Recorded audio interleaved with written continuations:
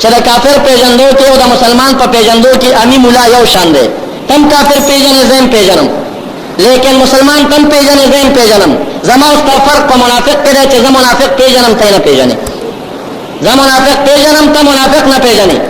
محترم مولانا صاحب چې وړاندې عرض وکړه چې د رسول الله امت بدریا یا فرقې کېږي، یو فرقه به جنت ته ځي او دوه یا به جهنم ته ځي.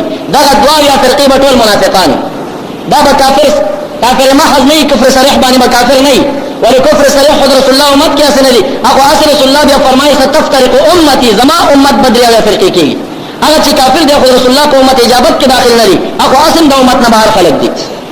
نو مراد د دین منافقان دي چې هغه بدریا یا فرقې کېږي، امت دوه یا به منافقانو ډېری جهنم ته به ځي، یو ډله به جنت ته روانه وي. لیکن قرآن حدیث یو عجیب کتاب دی. قرآن چې هغه د چا نوم نه اخلي، هغه د چا د کلي نوم هم نه اخلي، هغه د چا د پلار نوم نه اخلي. هغه داسې نه وایي چې د فلاني شاګان د علاقې فلاني سړی منافق دی او فلاني مسلمان دی. ولې؟ قرآن خو یو اجمالي کتاب دی مختصر. نو د انسانانو خو څه کم نه دي، نو ایله به قرآن دومره روزګار دی چې د خلکو نومونه به اخلي. نو قرآن د چا نوم نه اخلي.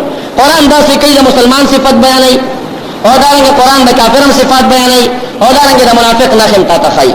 بیا به ته خپله هغه نښې یادې کړې، ګوره چې دا نښې په چا کې پوره وي، د مسلمان نښې نو مسلمان به وي، که د منافق نښې پکې وي منافق به وي، جهنمي به وي، او که د کافر نښې پکې وي نو کافر به وي. لیکن مسلمان کافر ښکاره دي، هغې نښې بیانولو ته هم حاجت نشته. یوازې د منافق یو څو نښې د قرآن حدیث په رڼا کې تاسو ته عرض کوم، تاسې خپل ګریوان کې ته سوچ وکړئ.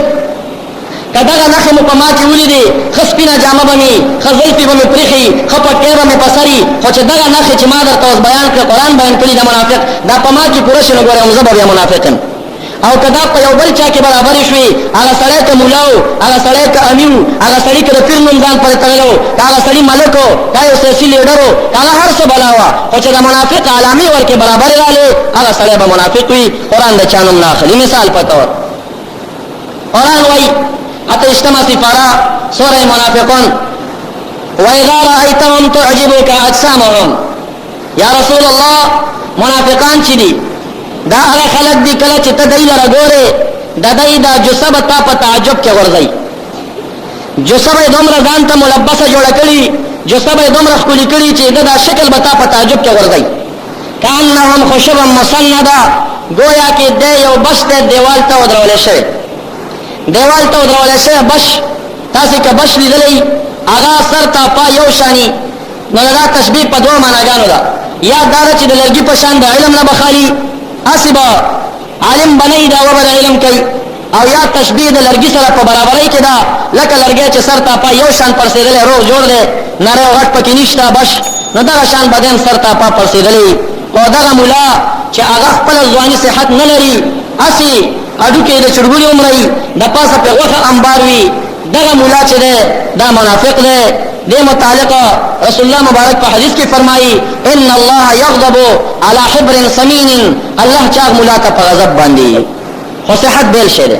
زاده بسطة فی العلم والجسم، طالوت علیہ السلام ته الله په علم کې او په جسه کې زیادت ورکړو، د هغه جسم قوي و او د هغه علم هم زیات. هغه ځواني ده، ځواني ښه شی دی. عمر فاروق صاحب لوړ قد غټه ځواني لرله، او یو هسې بې ځایه پړسېدل دي، هغه تاسې پېژنئ. دارنګه دویمه علامه قرآن دا منافق دا ښیي وَإِن يَقُولُوا تَسْمَعْ لِقَوْلِهِمْ. یا رسول الله منافقان به د ژبه نه داسې پاستئ، دی چې کله غږېږي تاسې ته نو تسمع لقولهم، الله پیغمبره ته به هم ورته غوږ کېږدي، تا به هم په دې پسته خوله دوکه کړي، ته به هم غوږ ورته کېږدي. وَمِنَ النَّاسِ مَن يُعْجِبُكَ قَوْلُهُ فِي الْحَيَاةِ الدُّنْيا. بعض د خلکو نه داسې دي چې د هغوی دا پستې خبرې تا په تعجب کې غورځوي، د الله پیغمبره هو رد الخصام، حال دا دی سخت جګړه مار به وي، زړه به یې د بغض او کینې د پیغمبر او د مذهب نه ډکي، خو په خوله به چاپلوس وي. نو یو بله علامه د منافق چاپلوسي ده. د اخلاق او د چاپلوسۍ به لږ فرق وکوي.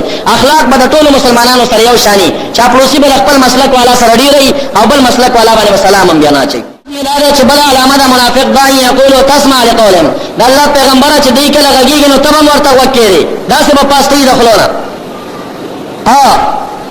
ولو شاء الله لعرفتهم بسیماهم ولتعرفنهم فی لحن القول. که د الله اراده شوې نو منافق کې به یوه بله ښکاره نښه پیدا کړې وه چې تا به په هغې پېژندی، لیکن اوسه پورې د الله دا اراده نه شوې، منافق یې پټ ساتلی دی. خو اوس چې ته منافق پېژنې د الله پیغمبره، لتعرفنهم فی لحن القول، په مزل خبرو کې به پېژنې چې خبرې به یې هسې رنګینې، دننه به په منځ کې چې کوم دی فساد پکې پروت وي، هسې خولې نه به پوس وي. رسول الله مبارک فرمایي د خوارج نخي دادي السنتهم احلا من العسل وقلوبهم قلوب الذئاب، ژبه به د شکرونه مخوږي خو زړونه به د شرمخاني. رسول الله مبارک فرمایي کانهم یلبسون جلود الضأن من اللین، دومره به د ژبه نه پاستوي ګویا چې د ګډو پوستکي د نرمۍ نه اغوستي دي. نو دومره فکر وکړئ چې د اخلاقو د چاپلوسۍ فرق وکړئ. بعض خلک ګوره اخلاق نه لري، چاپلوسي لري، دا منافق یوه علامه ده. تاسې پرې وغولېږئ چې ولاړه د اخلاق ډېر ښکلي دي نو دا به ګینې ښه سړی نه، هغه یي چاپلوس، هغه چې کوم دی د منافق هغه غټه نښه به ورکې راغلي. دا شان بلا نخ دا منافق قرآن دا خی وَإِذَا قِيلَ لَهُمْ تَعَالَوْا يَسْتَغْفِرْ لَكُمْ رَسُولُ اللَّهِ لَوَّوْا رُؤُوسَهُمْ، کله چې ورته ویلی شي راشه ای منافقه یستغفر لکم رسول الله، چې د الله پیغمبر درته بخښنه وغواړي، لووا رؤوسهم سټ به تاو کي، ویصدون خلک به د الله د لارې نه اړوي، وهم یستکبرون او حال دا خپله به هم کبر د دعا نه کوي. دوه علامې بیان شوي. یوه علامه دا چې د پیغمبر د مغفرت نه به سټ تاوئ. د نبی علیہ السلام زمانه کې با منافق خلکو په دې پیژنده، صحابي به ورغی چې راشه رسول الله دعا کوي تم شریک شه، هغه سټ تاو که چې د پیغمبر دعا پکې چا راوستې ده، ما ته الله د مرۍ د رګ نه نږدې دی نو پیغمبر پکې چا راوستی، خو خدای نه غواړم که نه. دې زمانه کې خو رسول الله اگر که مرقد کې حیات دی فنبی الله حی یرزقو د ابن ماجه پر روایت، لیکن ظاهرا په دنیا کې خو موجود نه دی، هغه حیات برزخي دی. نو د دې وجې نه اوس چې منافق پیژنې په دوو طریقو به معلومې. ورته ووایه چې رسول الله مبارک په خپل قبر کې د امت نه خبر دی او بخښنه غواړي که نه غواړي. که وي چې امت کې بخښنه په قبر کې د امت دپاره بخښنه غواړي، دا سړی منافق نه دی. او که ورته وي چې راځه حج ته تللی او د رسول الله روضې ته به لاړ شو، رسول الله روضه کې به رسول الله تا ته په قبر کې بخښنه وغواړي، د رسول الله په استغفار کې به داخل شي چې سټ یې تاو کړه، هغه سړی منافق دی. هغه وخت کې رسول الله ژوندی و، د هغه د استغفار نه به یې سټ تاوه، اوس چې وفات دی د مرقد د استغفار نه به یې سټ تاوئ. تاسې به وایئ چې نه استغفار خو په زندګۍ کې کېدی شي، اوس په قبر کې خو مغفرت نه غوښتل کېږي. رسول الله فرمایي حیاتی خیر لکم و وفاتی خیر لکم، زما زندگیم تاسې ته ښه ده، زما وفاتم تاسې ته ښه دی. زندگی په دې ښه ده تکلمون معي، تاسې ما سره غږېږئ، اکلم معکم زه تاسو سره غږېږم. او هر چې وفات دی وفات مې په دې ښه دی عرضت علی صلاتکم و سلامکم و اعمالکم، ستاسې سلامونه، ستاسې درودونه، ستاسې ټول عملونه ما ته پیش کېږي. ان کان خیرا که تاسو نیک عمل کړئ فحمدت الله علیه د الله ثنا ادا کوم، وان کان شرا فاستغفرت لکم که تاسو بد عمل کړئ په قبر کې ستاسو لپاره بخښنه غواړم. نو رسول الله استغفار د احادیثو ثابت دی په قبر کې. اوس چې منافق معلومه ورته ووایه چې حج ته خو لاړې، لږ د رسول الله روضې ته هم لاړ شه. رسول الله دا فرمایلي من حج ولم یزرني فقد جفاني، چا چې حج وکړو زما زیارت ته رانغی ما سره ظلم وکړه، ولې د پیغمبر سره ظلم کوې؟ د رسول الله روضې ته لاړ شه، د رسول الله استغفار کې به داخل شي. که در سره لاړو خو منافق نه دی، که در نه تاو شو سټې تاو که د قرآن په فتوا باندې دا سړی منافق دی. بیا دا د منافق علامه ده. تاسو به اورېدلي دا غیر مقلدین نامنهاد اهل حدیث هغوی داسې خبرې هم کړي دي. 11 کلته دغه مشهور چې تاسې پېژنئ ستاسې د علاقې او ستاسې قومي 11 کلته حج ته تللی یو مجلس کې دا خبره کړې وه چې 11 کلته زما یقین نه و چې مې حج به قبول شوی، لیکن په 12م ځل باندې د رسول الله روضې ته لاړم، اوس مې یقین دی چې حج به مې قبول شوی. دا د دې خبرې دي، دا د دې مشرانو ویناګانې دي.